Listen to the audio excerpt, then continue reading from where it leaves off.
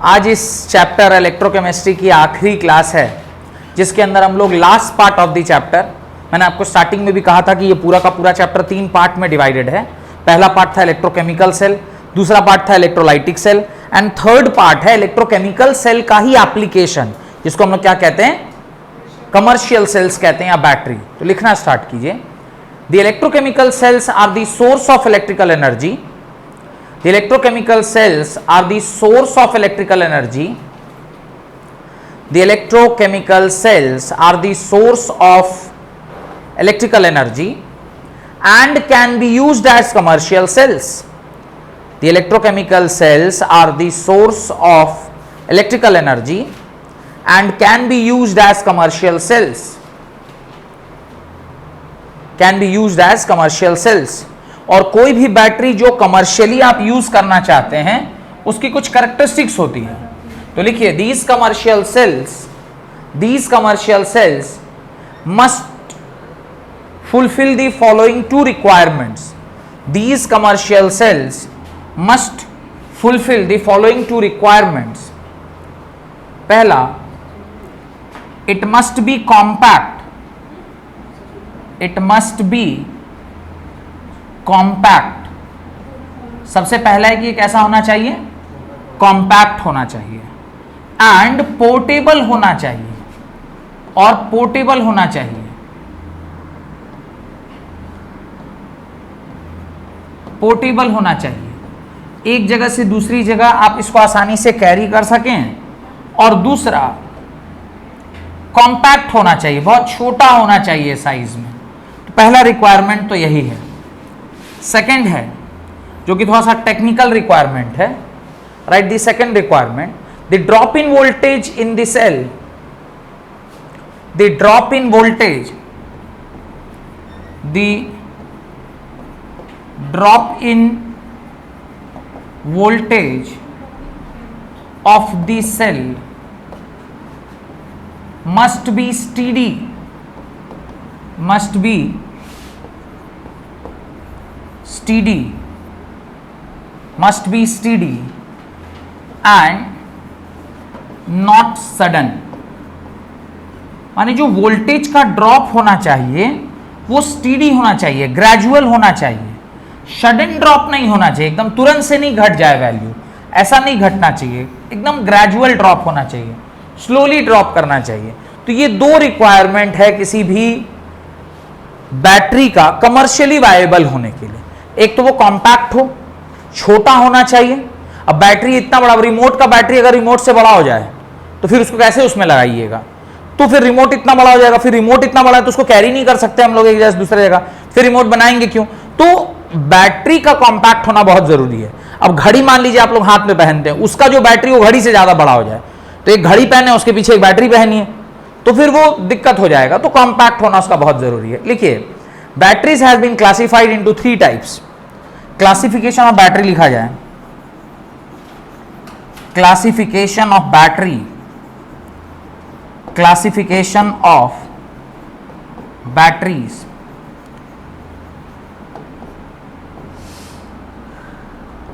तीन तरह का होता है। एक होता है प्राइमरी सेल, एक होता है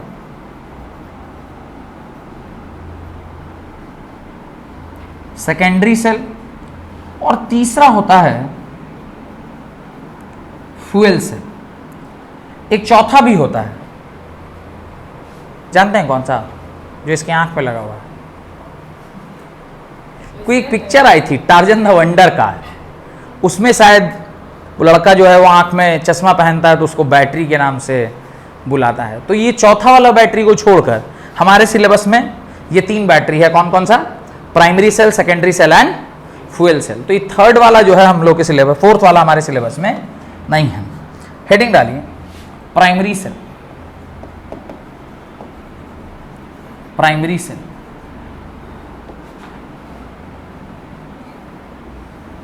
अब प्राइमरी सेल और सेकेंडरी सेल, इसका ना बेसिक डिफरेंस क्या है पता है। प्राइमरी सेल एक ऐसे सेल को बोलते हैं जो रिचार्ज नहीं किया जा सकता, जो एक बार आप खरीद के लाए, उसको यूज कर लिए और फेंक दिए, जो आपके बैटरी में लगता है, मतलब जो आपके रिमोट में लगता है, जो आप देखे होंगे जो हम लोग टेलीविजन रिमोट में या एसी के रिमोट में जो हम लोग यूज करते हैं, वो वाली बैटरी को क्या कहते हैं? Primary cell, which can be use only once. आप उसको एक बार यूज कीजिए, उसका फेंक दीजिए।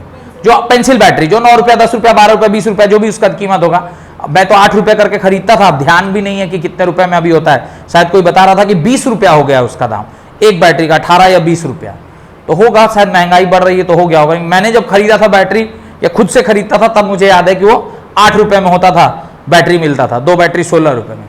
पता नहीं अभी शायद महंगा हो गया। वो भी एक बैटरी है, वो प्राइमरी सेल है। लेकिन एक होता है सेकेंडरी सेल। सेकेंडरी सेल किसको बोलते हैं? ऐसा सेल जिसको आप टाइम एंड अगेन यूज कर सकते हैं। जैसे आपके मोबाइल में जो लिथियम आयन बैटरी है, आप हर दिन उसको चार्ज करते हैं, फिर वो डिस्चार्ज होता है, फिर आप उसको चार्ज कर लेते हैं।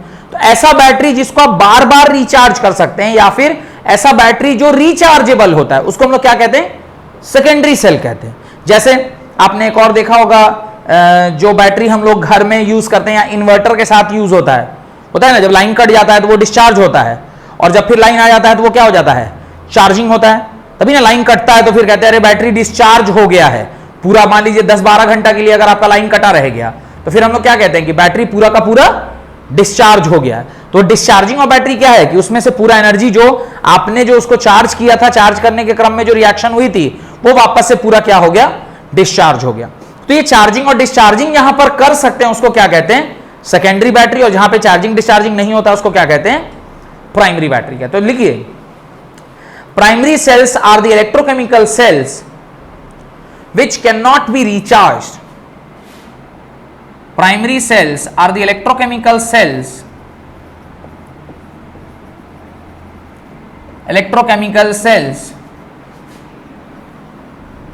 which cannot be recharged, which cannot be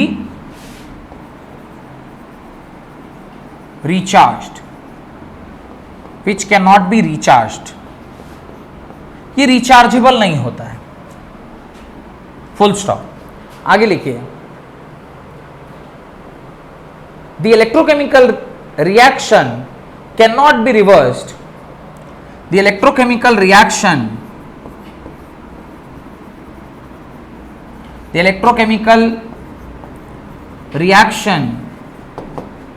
can not be reversed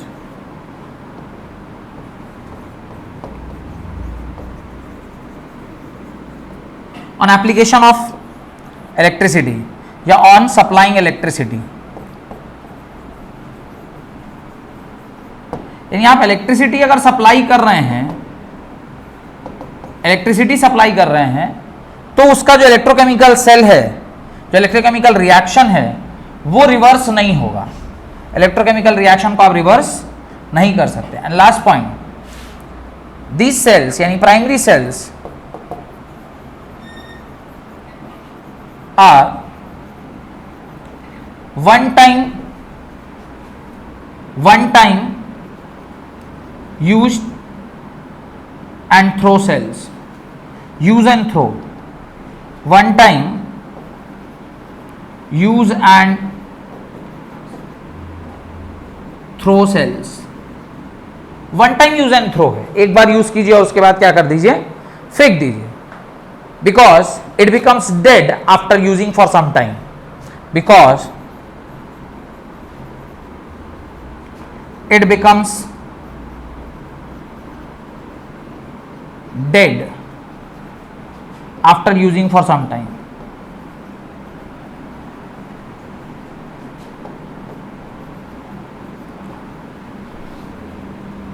क्योंकि इसकी जो रिएक्शन है वो पूरी अगर कंप्लीट हो गई है, अब ये रिएक्शन तो रिवर्स होगा नहीं।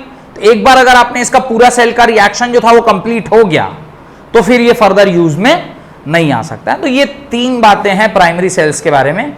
इसमें हम लोगों को प्राइमरी सेल में 2 ही सेल पढ़ना है। एक सेल का नाम है, पहला सेल है उसका नाम है ड्राई सेल,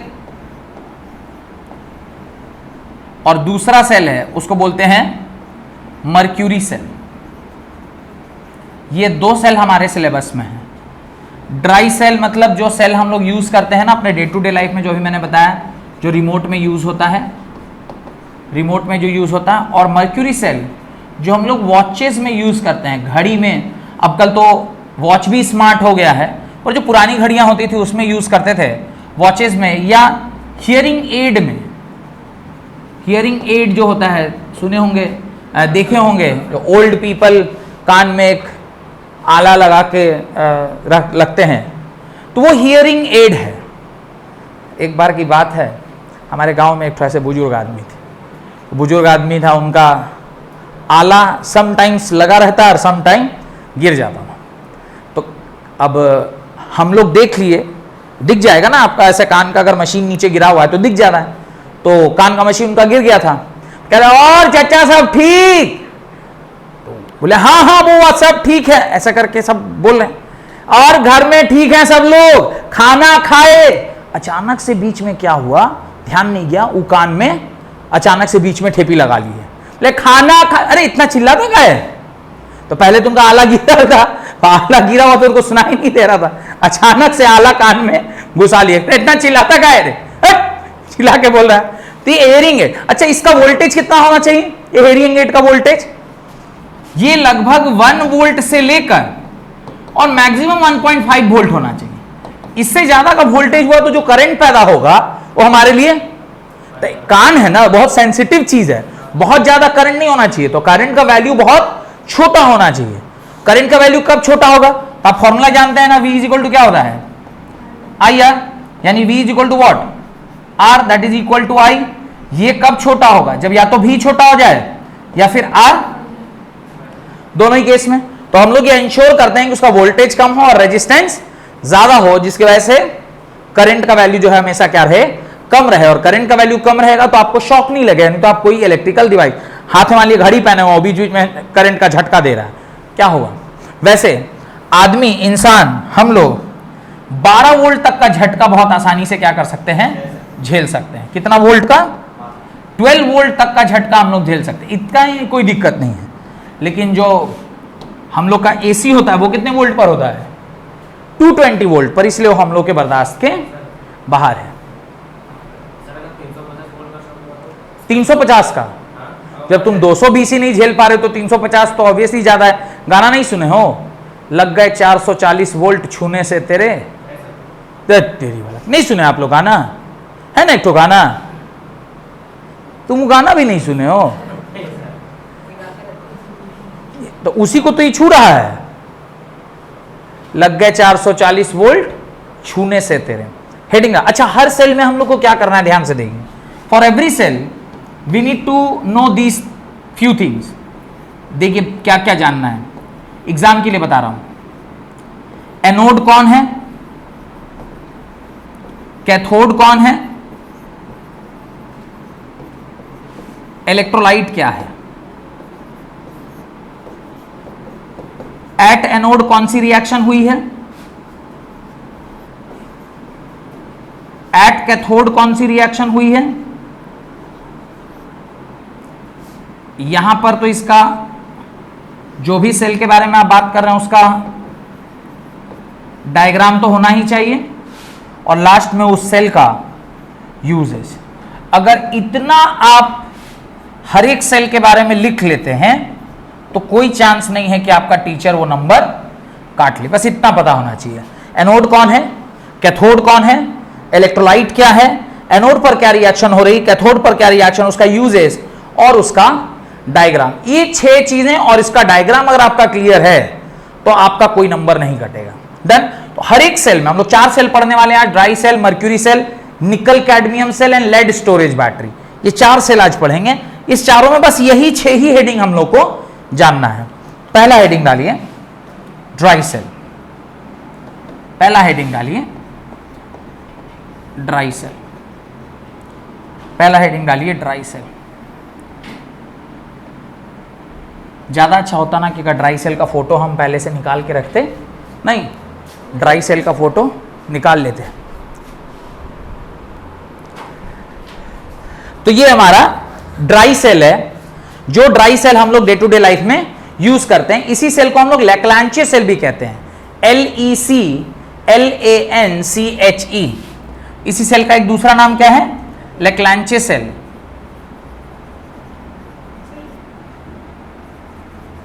जी लेक्लांचे नामक साइंटिस्ट थे जिनके नाम से ये सेल आया। तो ये लेक्लांचे सेल है जो कि जी लेक्लांचे नामक साइंटिस्ट की वजह से आया, और साल है जिस साल में उन्होंने ये दिया था 1868। 1868। अब बहुत ध्यान से देखिएगा तो आपको दिखेगा कि यहां पे ना एकदम क्लियरली लिखा हुआ है कौन सा इलेक्ट्रोड है कौन सा एनोड है। देखिए आपने बैटरी वैसे देखा भी होगा, ध्यान से देखिएगा, ये ऐसे करके एक थोड़ा सा टिप ऊपर निकला रहता है ना बैटरी में हमें से, तो इसको पॉजिटिव टर्मिनल बोलते हैं। ये कौन सा टर्मिनल है? पॉजिटिव टर्मिनल है, ये प्लस है।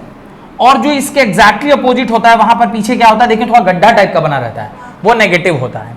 तो ये आपका पॉजिटिव टर्मिनल है, ये नेगेटिव टर्मिनल। और ये जो इलेक्ट्रोड है एक इससे बना हुआ है, ये कार्बन इलेक्ट्रोड है, ये बीच वाला ये कार्बन है। लेकिन ये कार्बन जमीन में नहीं सटा है। अब देखिए पूरा टच्ड नहीं है जमीन को, क्योंकि ये तो पॉजिटिव है, नेगेटिव ना जमीन में सटेगा। तो देखिएगा नेगेटिव कहां है, देखिए जिंक का जो केसिंग है, जिंक का जो केस है माने जिससे वो बना हुआ रहता है, वो कौन है?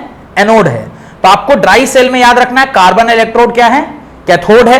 जिंक का केसिंग जो है वो क्या है? एनोड है। इसके अंदर इलेक्ट्रोलाइट एल्युमिनियम क्लोराइड NH4Cl, ये इलेक्ट्रोलाइट की तरह काम करेगा। ऑब्वियसली आयन है NH4 + Cl-, ये इलेक्ट्रोलाइट है। तो ये इलेक्ट्रोलाइट देखिए दोनों को सेपरेट कर रहा है, किसको किसको? कैथोड को और एनोड को, इसके बीच में है ना दोनों। और ये जो मैग्नीशियम ऑक्साइड है, कभी अगर बैटरी तोड़ के देखे होंगे तो उसके बाद में एक तो काला रंग का पेस्ट रहता है, वो काला रंग का पेस्ट क्या है? MnO2 है, और ये सेपरेटर का काम करता है। ये कैसा है? सेपरेटर। और एकदम बाहर जो रहता है वो क्या रहता है? Protecting covering. जो हम लोग देखे होंगे लोहा का जो बना रहता है वो क्या है? प्रोटेक्टिंग कवरिंग है। तो कुल मिलाकर ये एनोड, कैथोड, इलेक्ट्रोलाइट और ये सारी चीजें आपको पता हो गई। तो लिखिए the most familiar commercial cell is dry cell. The most familiar commercial cell is dry cell.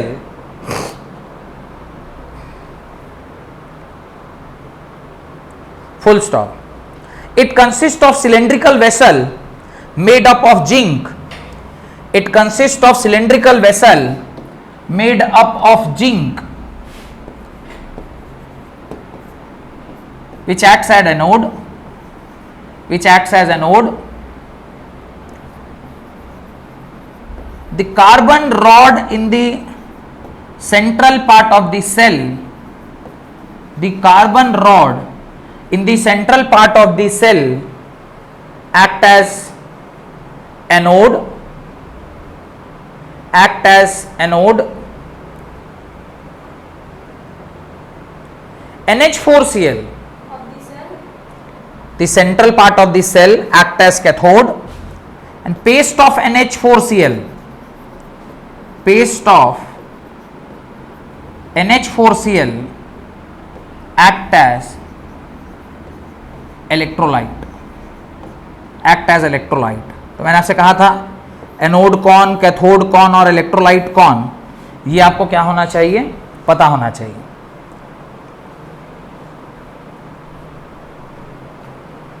Done? कोई दिक्कत? ये सेल का डायग्राम आप उसके नीचे बनाइए, फिर मैं उसके नीचे आपको क्या लिखवा देता हूं? इसका रिएक्शन लिखवा देता हूं। और एक और लाइन लिख लीजिएगा, cathode is surrounded by black paste of MnO2। यहां पर मैंने कहा ना ये ब्लैक पेस्ट ऑफ MnO2, ये MnO2 का ब्लैक पेस्ट रहता है, ये ब्लैक कलर का पेस्ट है जिससे ये सराउंडेड रहता है, ब्लैक पेस्ट। ये MnO2 यहां पर मैंगनीज डाइऑक्साइड MnO2। तो डायग्राम आप जल्दी से बना लीजिए, ड्राई सेल का diagram.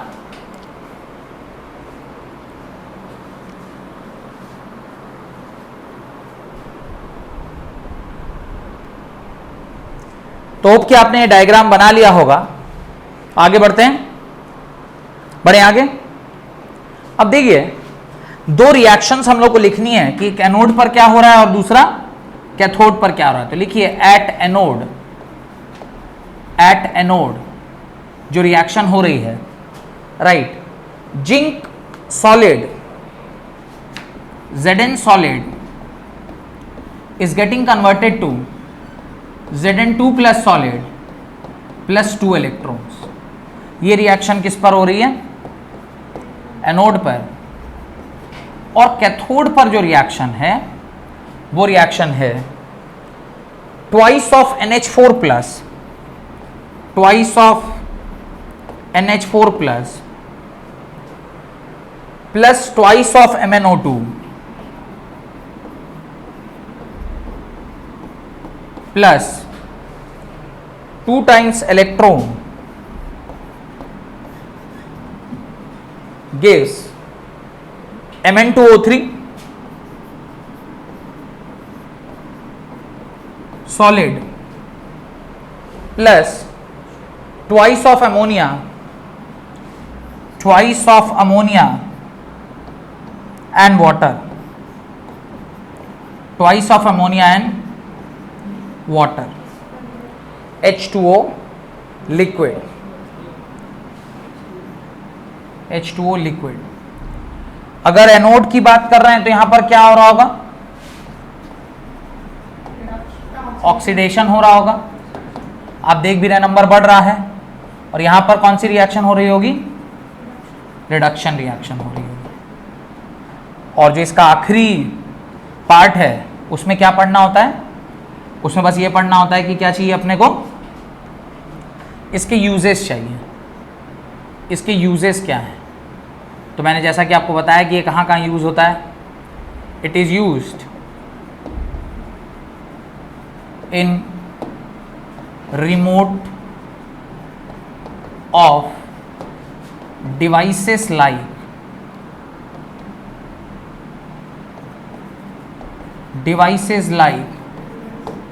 AC, television etcetera. Point number 2। और आप इसको कहां यूज होते देखें? क्लॉक में। It is used in wall clocks,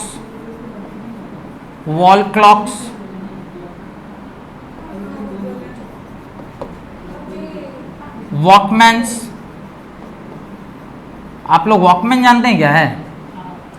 पहले के ज़माने में एक वॉकमैन हुआ करता था, जो हम लोग जब आपकी तरह विद्यार्थी थे, छठा सातवां में जब पढ़ते थे, पिकनिक वगैरह जाते थे, तो कान में ऐसे हेडफोन और वॉकमैन होता, उसमें कैसेट जाता था, रील वाला कैसेट हुआ करता था। पता नहीं आप लोग देखे भी हैं कि नहीं। उसमें एक रील निकलता था, काला रंग का, ब्लैक कलर का रील होता था। वो कैसेट को उसमें डाल के और गाना सुनते थे, और ऐसे ऐसे जो करता था तो लोग सोचता था कि ये माने थोड़ा स्मार्ट पढ़ा लिखा इंसान है, ऐसे ऐसे करके गाना सुन रहा है। तो जो पिकनिक वगैरह में हम लोग जाते थे तो ये वाला यूज़ करते थे। डन। कूल, हाँ, कूल बनते थे वो वाला करके, रैप करते थे। नहीं, it is wall clocks and वॉकमैन्स।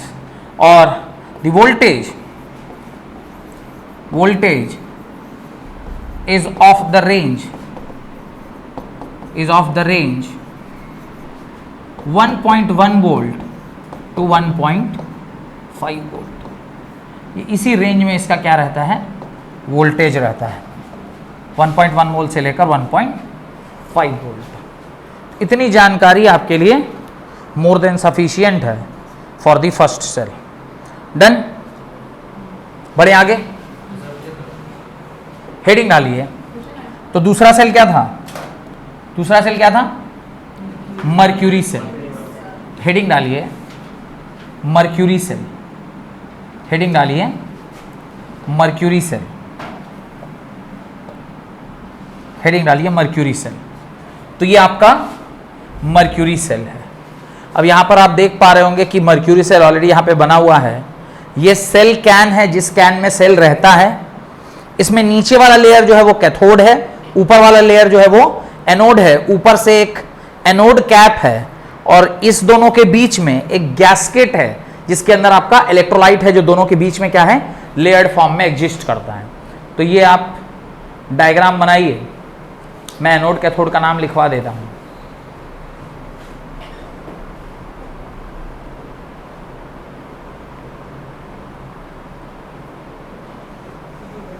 तो ये मर्क्यूरी सेल है। इसका भी जो एनोड है वो जिंक ही है, इसका जो कैथोड है वो भी कार्बन का ही रॉड है, जहाँ पर इलेक्ट्रोलाइट है वो है, here electrolyte is HgO mixed with KOH, HgO plus KOH, ये यहाँ पर इलेक्ट्रोलाइट की तरह बिहेव करता है। ये पॉइंट नंबर 1, पॉइंट नंबर 2 और point number 3। HgO that is mercuric oxide,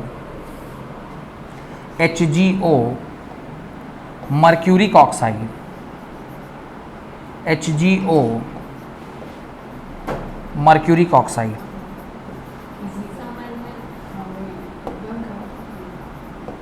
mercuric oxide है और साथ में KOH का एक्वस सॉल्यूशन है। तो ये डायग्राम आप अपनी कॉपी में बना लें।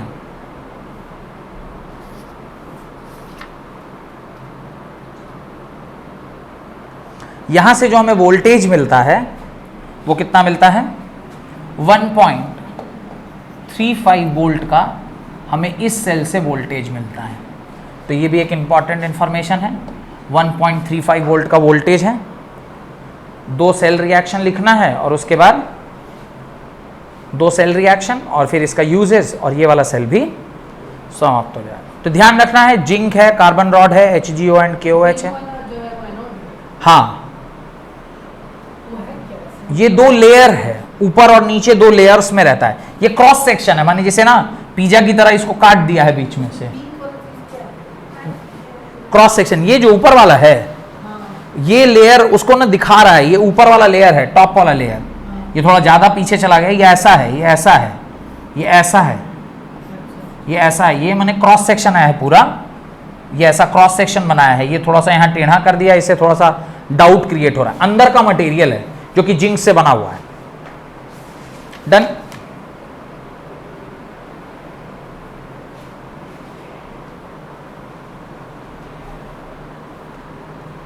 दो रिएक्शन लिखनी है, कैथोड और एनोड की रिएक्शन लिखिए। एट एनोड, बढ़े आगे। At anode, at anode reaction लिखिए। Zn solid plus twice of OH minus aqueous gives ZnO plus water plus ZnO plus water plus 2 electrons।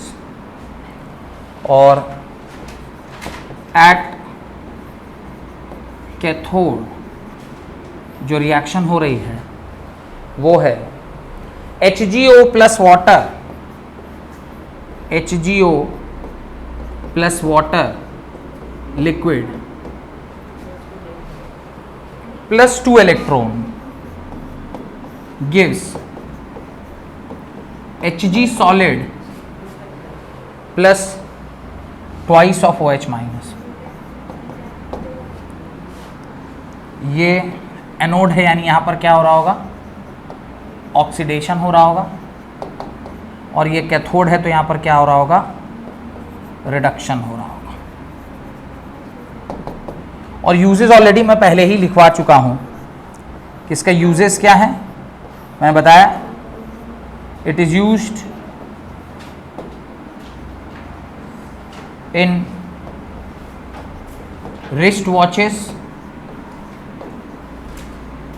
it is used in hearing aids, it is used in hearing aids। और छोटा वाला ना, हाँ, toys में भी use होता है, used in toys, it is used in, it is